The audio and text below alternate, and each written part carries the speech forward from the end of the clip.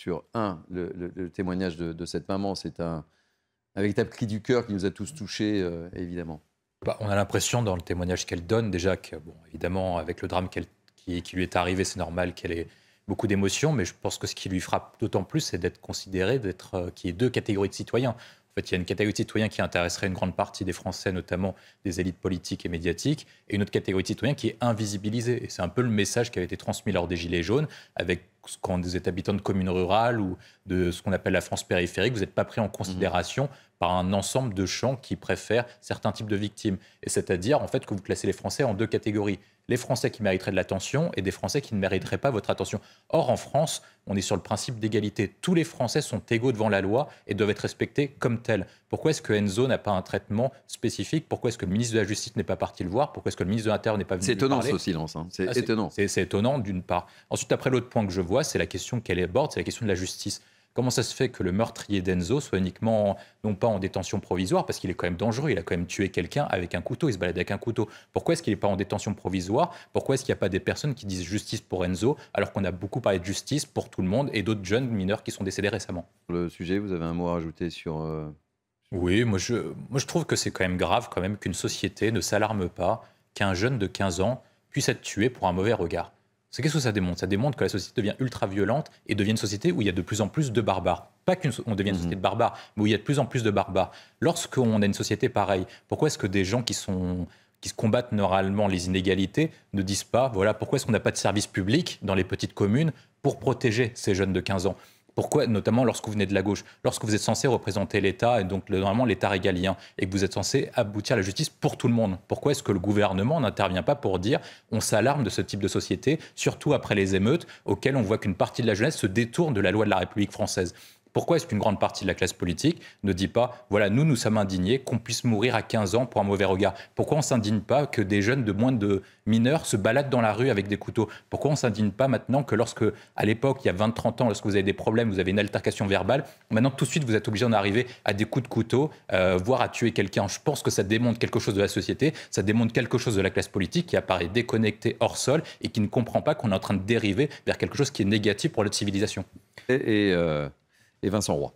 William. Je comprends quand certaines familles disent que le changement d'homicide involontaire en homicide routier ne change rien. Seulement, l'affaire est une affaire aussi de symbole. Pourquoi est-ce que c'est une affaire de symbole? Parce que lorsque vous avez des conducteurs qui conduisent de la même façon et des gens qui se comportent comme ça, vous avez une culture d'irresponsabilité. Ça veut dire qu'en France, les actes n'entraînent pas de conséquences. Lorsque vous commettez des erreurs, voire des bêtises, vous n'allez pas en prison, vous n'avez pas de sanctions. Lorsque vous êtes en politique et que vous commettez des erreurs de gestion, de gouvernance, c'est pas vous qui allez sauter, c'est le sous-préfet de je sais pas quoi qui va être viré ou le sous-fonctionnaire qui s'occupe du bureau, qui s'occupe des stylos qui va être viré. Et donc en l'occurrence, moi je pense qu'il est important de changer le paradigme pour réintroduire une culture de responsabilité. Lorsque vous comportez mal, lorsque vous conduisez en voiture, vous prenez la voiture alors que vous n'avez pas dormi, vous avez consommé l'équivalent de 2 bouteilles de vin, vous ne prenez pas la voiture. Et donc il est important de mettre des liens de causalité entre vos comportements et les conséquences que vous avez. Donc cette personne, qu'importe que ce soit involontaire ou pas, selon d'un point de vue juridique, d'un point de vue moral et d'un point de vue politique, cette personne est un meurtrier. Et il faut le qualifier comme tel. C'est une personne qui a conduit au décès de plusieurs personnes. C'est une personne qui a pourri la vie d'autres personnes. Et je pense qu'elle doit être qualifiée comme telle. Alors ensuite, après, vous le savez comme moi, Pierre-Henri Bovis, que la jurisprudence et les décisions de justice évoluent d'une part sous l'influence de la politique et sous l'influence de la jurisprudence. Et je pense qu'il faudrait faire en sorte que ces homicides considérés jusqu'à présent comme involontaires doivent être considérés comme volontaires et le juge peut évoluer. Les décisions que vous prenez en 1945 ne sont pas les mêmes qu'en 2045 ou en 2023. Ça se décline en Afrique, sur les 15 pays de... C'est le constat qu'on fait là. Hein, oui, sur les 15 pays de la communauté de l'Afrique de l'Ouest, il y a déjà 3 pays qui étaient proches de notre zone d'influence qui sont passés de l'autre côté. On parle du Mali, on parle du Burkina Faso et on parle maintenant du Nigeria. C'est-à-dire que petit à petit, la zone qui était française devient de plus en plus... Niger, pardon, merci, tout à fait, Harold. Passe de plus en plus sous la zone sous l'influence chinoise et sous l'influence des Russes. Et ça, c'est totalement inacceptable. Pourquoi c'est inacceptable? D'une part, parce qu'on a des conséquences en termes de ressources, en termes de matières premières. Lorsqu'on veut réindustrialiser notre pays, on a besoin de ces matières premières, on a besoin de maintenir un lien avec nos partenaires et nos frères africains. C'est le premier élément. Le deuxième point, c'est que pour contrôler la zone, et notamment pour éviter des flux migratoires importants, on doit faire en sorte que les États restent stables. Or, avec un Mali en situation qui est entre le Maghreb et l'Afrique subsaharienne, le Burkina Faso et un Nigeria sous sous États difficiles, notamment sous l'influence des putschistes, on n'est pas sûr que ces États puissent maintenir les flux migratoires, alors que c'est une zone qui est difficile. Le troisième point que je vois, c'est qu'on peut avoir une résurgence de l'islamisme, donc l'apparition d'un Daesh en Afrique subsaharienne, comme ce qui s'est passé au Moyen-Orient, dans la mesure où il y a Boko Haram et il y a AQMI aussi qui est présent dans cette zone-là. Donc il est hors de question de laisser ces États rester sous le giron soit russe, soit sous le giron islamique. Or, moi je pense, et la question que vous posez c'est celle-ci, est-ce qu'il faut intervenir militairement? Si on a un motif, d'une part, le président de la République ne doit pas l'exclure. Si par cas nos intérêts sont attaqués, on ne doit pas l'exclure. Une attaque d'une ambassade, comme ce qui s'est passé en Iran en 1979, les Américains ont eu tort de ne pas intervenir. L'autre point, c'est est-ce qu'il ne faut pas aider les États d'Afrique de l'Ouest à intervenir militairement pour reprendre le contrôle de la zone, en les aidant, comme on aide les Ukrainiens, à se défendre face aux Russes? Je pense qu'on doit mettre cette option sur la table. Oui, 2014. Ouais. Non, moi, sur l'ensemble de ces questions. Premièrement, la FIFA fait régulièrement des spots publicitaires et demande aux joueurs de s'engager contre le racisme et contre les différents types de discrimination. Donc, est-ce qu'on ne dit pas que le port du voile est discriminant pour les femmes, pour celles qui le portent? Et si par cas on partage ce type de valeurs contre les discriminations, contre les haines raciales, pour l'égalité homme-femme, on doit faire en sorte, d'un point de vue sportif et d'un point de vue des valeurs qu'on partage, de dire on ne veut pas que les femmes puissent porter un voile pendant un match de foot parce que ce serait rétrograde pour les femmes. Ça, c'est le premier point. Le deuxième point, la question qu'on pose souvent, c'est est-ce que la France est en capacité d'exporter son modèle et de faire influencer son modèle au sein de la FIFA? Le premier point, c'est que le président de la FIFA est élu par les fédérations sportives. Or, la France, comme l'ensemble des pays européens, partagent un ensemble de valeurs et peuvent dire, voilà, nous ne souhaitons pas que la FIFA promue ce genre de valeurs. Le deuxième point que je vois, c'est qu'on a quand même l'une des équipes sportives les plus importantes du monde. Et donc, on peut dire que si par cas la FIFA ne revient pas sur sa réglementation, eh ben la France ne participera pas aux compétitions sportives où les femmes porteront des voiles. Et je ne suis pas sûr que la FIFA, que le président de la FIFA pourra faire face, lorsqu'il renégocie les droits de télévision, notamment pour sa Coupe du Monde, faire sans l'équipe de France, sans sans Mbappé et sans faire le deuxième ou la première équipe du monde. Et vous comprenez que ça fasse débat? Ah ben moi je pense que ça fait... Non mais c'est normal que ça fasse débat. C'est-à-dire que on dit, nous, par exemple, on exclut certains pays de compétitions sportives parce qu'ils ne partagent pas les mêmes valeurs que nous, comme la Russie. Et on a tout à fait le droit de le faire, et c'est tout à fait normal qu'on le fasse. Pourquoi est-ce que si on dit que certains pays ne partagent pas les mêmes valeurs que nous et ne rentrent pas dans notre communauté de valeurs, des personnes qui autorisent le voile et qui promouvoient le voile fassent partie de notre communauté de valeurs, alors qu'on partage ce type d'idéal? On a un idéal qui est universaliste,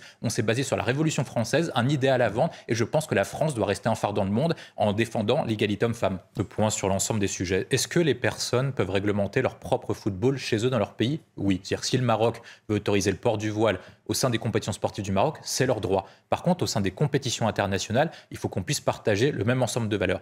Or, sur l'ensemble des pays, on a plus de 190 pays, combien de pays accepteraient qu'on fasse politiser, et notamment sur le plan religieux, le sport? Moins de 30%. C'est uniquement les pays du Moyen-Orient et une partie des pays d'Afrique. Or, ce qui se passe dans les instances de la FIFA, comme dans les instances françaises, c'est qu'il y a des lobbies d'influence avec un islam politique qui est conquérant. Et lorsque vous faites des petits reculs, des petits pas, et que vous dites pas de conflit, pas de vague, et que vous renoncez petit à petit, vous transformez un changement de modèle et un changement de modèle sportif. Ce que nous voulons refuser, il faut dire non maintenant et dire non assez fort. Ce qui fait à de telles scènes. Ça dépend. Si vous regardez une représentation du lac des Cygnes, je pense qu'il n'y aura pas ça. Hein. Non mais évidemment. Oui, évidemment. Mais ça dépend, parce que moi je pense que le point est culturel. C'est-à-dire que là vous avez des... Moi, j'appelle ça des sauvages. Quand vous avez des personnes qui viennent pour des raisons culturelles venir se battre, ça interroge d'un point de vue culturel. Or, moi, quand vous avez évoqué le sujet du film, je suis parti regarder ce que c'était le film. Le film en question met en scène des gens qui veulent faire de la télé-réalité ou se lancer dans le rap.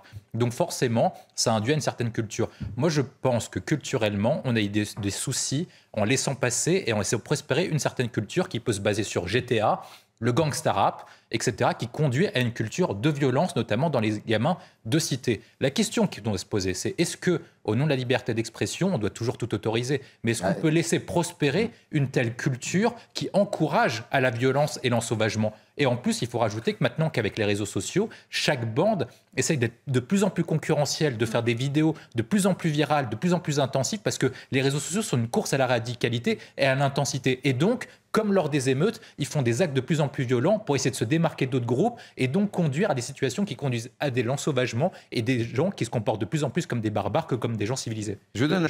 Oui, et les juges, et moi je poursuis la réflexion de Vincent Roy, les juges sont le seul corps qui n'a aucune responsabilité. Voilà. Lorsque vous êtes policier, Voilà, vous avez absolument. l'IGPN. Lorsque vous êtes élu et que vous êtes mauvais, vous faites virer dans les élections ou vous prenez des contrôles judiciaires, etc. Lorsque vous êtes journaliste et vous manquez à votre respect de journaliste, vous êtes sanctionné On a par une carte. l'ARCOM, On a une vous êtes carte sanctionné blanc par rouge quelqu'un. Vous êtes aussi. sanctionné par quelqu'un. Par contre, quand vous êtes juge, lorsque vous commettez une mauvaise décision, si par cas ils sont trompés sur détention provisoire du policier, si par cas ils sont trompés sur une décision de justice, est-ce qu'il y aura un seul corps qui dira, vous juge, vous êtes responsable? Il y aura un sujet à aborder, c'est la responsabilité des juges par rapport à leurs décisions. Et oui, l'indépendance de la justice ne vaut pas pouvoir absolu des juges, ne vaut pas un blanc-seing aux juges. Ce sont des humains, ils peuvent faire des erreurs, ils peuvent se tromper, ils doivent être remis en cause pour pouvoir progresser et pour pouvoir améliorer le fonctionnement de la justice. effectivement, Et- question- Or, il y a trop de points qui, je pense, comme l'a rappelé Pierre-Henri Bovy sur certaines décisions, qui interpellent beaucoup de citoyens et qui interrogent, comme par exemple la maman du petit Enzo. Exactement. Supporter. Hein. J'ai pris les couleurs. Bon, Non. quel est le regard du supporter Alors déjà, Et pourquoi c'est compliqué au PSG? Pourquoi ça se termine toujours mal quand j'évoquais Dorasso, Non, mais- Ben Arfa? Ben Arfa, ça a été un peu compliqué. Oui, mais Thiago Motta, Zlatan Ibrahimovic, il y a d'autres joueurs à qui ça s'est Ah mal oui, mais passé. là c'est le supporter qui Oui. parle. Il y a Non, quand même mais des non, mais histoires moi, je vais- qui moi, je ont vais- mal moi, je- tourné quand même, Je vais non? être très simple. Mbappé est peut-être le futur meilleur joueur de l'histoire du football. Il peut peut-être battre Pelé, il peut peut-être battre Ouais. Maradona, Messi et Cristiano Ronaldo. Donc ça, il ne faut pas l'exclure. Et tout le monde souhaiterait qu'il resterait au Paris Saint-Germain. Or, le problème, c'est la distinction et la duplicité de ce que dit Kylian Mbappé. Kylian Mbappé dit que lui, lorsqu'il a prolongé au Paris Saint-Germain, tout ce qui l'intéressait, c'était le projet sportif. Or, comment expliquer qu'il pourrait passer une seule saison sans jouer au football Ça si paraît c'était uniquement difficile. le sportif qui l'intéresserait? Puis il y a l'équipe de France aussi, Et d'ailleurs. l'équipe de France, tout à fait. Il y a l'Euro 2024 et il y a également les JO 2024. Ce qui se joue, c'est une affaire d'argent. Tout simplement parce qu'il a un contrat mirobolant qui est composé de la façon suivante: 75 millions d'euros net de contrat de salaire, 80 millions d'euros de primes de fidélité et 60 millions d'euros de primes à la signature. Donc tout ce qui l'intéresse, c'est de récupérer une partie de son argent. Ensuite, après, sur la Ça fait question... une paille. Oui, bah, ça c'est normal. Et tout ce que la question que vous posez, c'est comment ça va finir? Il y a deux solutions qui sont possibles. Je pense que personne ne peut dire si Mbappé partira ou pas. Tout ce qu'on peut dire, c'est s'il y a des tendances. Il faut se rappeler que l'année dernière, Mbappé avait promis au Real Madrid de venir. Et 5 jours plus tard, il a prolongé. Moi, je pense qu'Mbappé est un peu un tournant. C'est pas exclu qu'il reste d'ici la fin du mercato et qu'il prolonge à la fin de l'année, si par cas le PSG sait se montrer convaincant. Mais je pense que la tendance actuelle, c'est que ni Mbappé ni le Paris Saint-Germain ne veulent continuer ensemble et qu'on se dirige à un départ d'ici les 2 prochaines semaines. Et ça vous déchire le cœur en tant que supporter? Ah oui, évidemment. Moi, j'aurais préféré qu'il fasse toute sa carrière au Paris Saint-Germain pour devenir comme Lionel Messi au Barcelone ou comme Michael Jordan avec les Chicago Bulls. Voilà. Et William Tell. Pourquoi est-ce qu'on reste sur la date du 31 juillet? Il y a deux sujets précis sur la date du 31 juillet pour Mbappé. La première, c'est qu'il a une clause pour prolonger d'un an son contrat. Ouais, mais il faut qu'il se passe quelque chose. quand même. Non, il faut qu'il dise au club, à Nasser Al-Khelaifi, en disant: je reste un an de plus, donc j'active mon option pour prolonger son contrat de 2024 à 2025. Ouais. Donc il resterait sur la même base, sauf que ça serait élargi d'un an. C'est une option qu'il possède depuis qu'il a prolongé son contrat l'été dernier, en 2022. L'autre point qui est très intéressant, c'est que si Mbappé reste ce soir au Paris Saint-Germain, il touche la moitié de ce qu'on appelle la prime de fidélité. Donc 40 millions sur 80 millions d'euros. Ouais. Et par cas, ensuite après, Bon, ça il peut peut... faire réfléchir. Et ensuite après, non mais ça sera très intéressant parce que jusqu'à maintenant, jusqu'à ce soir, il n'a pas le droit de dire: je veux partir du Paris Saint-Germain, je veux être transféré au Real Madrid, sinon il renoncerait à ces 40 millions d'euros. Donc à partir de demain, il peut signifier au Real Madrid et aux dirigeants du club qu'il veut partir tout en conservant sa prime de fidélité, et ce qui pourrait accélérer le transfert entre le PSG et le Real Madrid. Vous venez demain? On en parle demain. Ok, ça marche. On va parler football maintenant. Et ça vous fait